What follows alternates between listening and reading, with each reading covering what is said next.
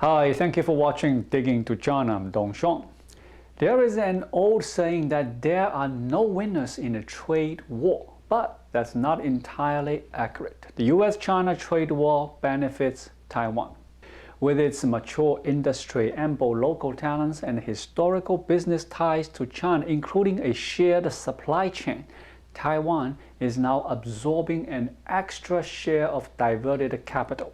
The most important drive, though, however, is the US tariff on products made in China. Taiwan is now ranked number 8 globally in trade with the US, just behind the UK and ahead of Vietnam. It exported a record $72 billion in goods to the US in the 12 months through September. That is up about 70% since 2017, the year before the Trump administration imposed the Chinese tariffs. U.S. exports to Taiwan have increased to $35 billion annually. That is about 35% from pre-tariff levels, a historical record. The export increase has largely been driven by purchases of American crude oil, machinery, and cars. The US-China war broke out in March 2018 when US President Donald Trump signed a memorandum ordering the first round of tariffs on Chinese imports. Tariffs on Chinese goods now total $550 billion, and China has hit back with duties on US goods worth $185 billion. Taiwan is a major supplier of semiconductors for the US. The demand for chips across many industries has increased dramatically. Taiwan's sharp increase in exports reflects such demand. However, it is evident that the biggest trigger for the rising trade between Taiwan and the US has been the tariffs on Chinese goods, which the Biden administration has kept in force.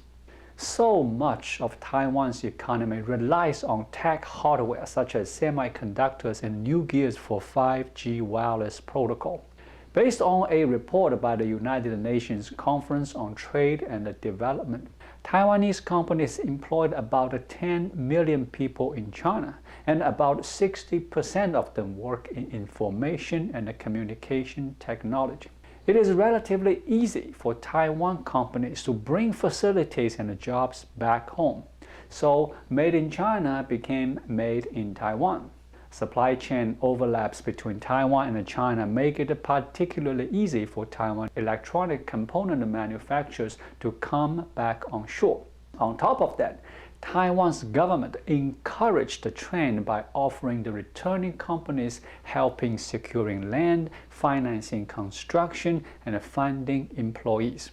According to the agency overseeing the program Invest Taiwan, since 2019, 243 such returning companies have been approved for relocation assistance on investments totaling more than $30 billion.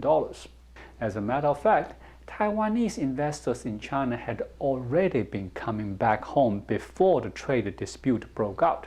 The reason? Rising labor costs for one, intellectual property violations, and problems with workplace productivity. The trade war only made the move faster. In face of rising US tariffs on China-made products, the immediate response of Taiwanese electronics firms is to move their production back home, which is considered more efficient and cost-effective than looking for new factories overseas. For example, J.C. Grand Corporation is a manufacturer based in Taipei. It decided to move production to Taiwan from China. It makes construction fasteners and metal hardware sold in the US at Home Depot, Lowe's, and other stores. For 20 years, about half of J.C. Grand's products were made in China's Zhejiang province. As it looked to expand operations, Taiwan offered incentives that lowered the cost of buying factory equipment. But it was the tariff on products made in China that proved the decisive factor. According to an estimate from Email Chang, chief executive of Invest Taiwan, among companies relocating operations from China to Taiwan, more than 70% are in the electronics industry. The incentive program ends at the end of 2021, but Mr. Chang said he is considering extending the program up to 3 more years, as rising cross-strait tensions have put strains on some Taiwanese business operating in China. Based on Wall Street Journal's report, not only investors are averting China's communist government, but more local Taiwanese people are also disavowing their connection with China. According to a survey conducted by Taiwan's National Chengchi University in June, roughly 63% of people polled identified themselves exclusively as Taiwanese, up from 54% in 2018, when Beijing stepped up efforts to lure away the island's allies and increased military drills nearby. According to the same poll, only 2.7% of people in Taiwan see themselves exclusively as Chinese.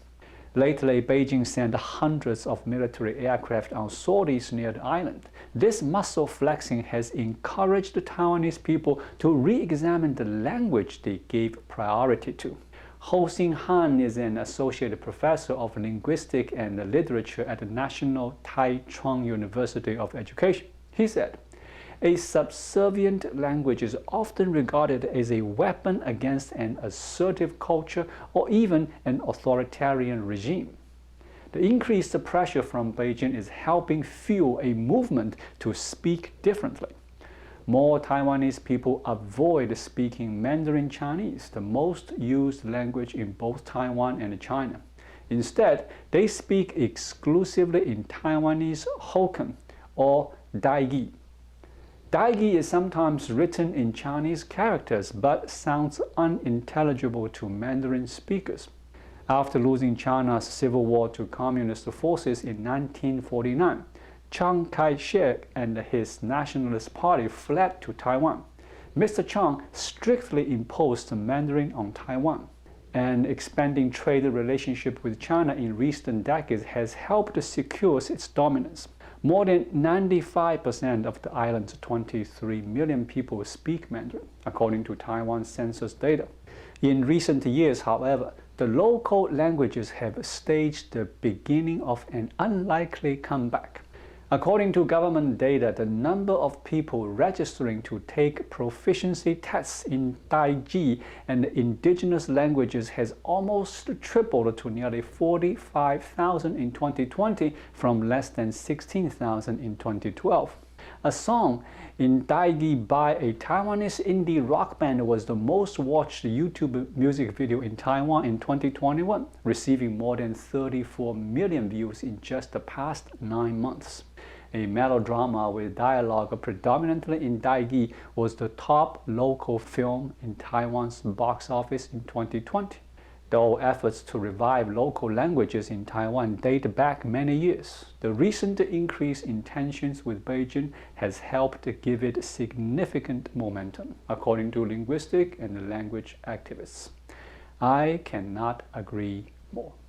Thank you for watching. Please leave a comment and subscribe to my channel. Just click the subscribe button right here. I'll see you again shortly. Until then, be well.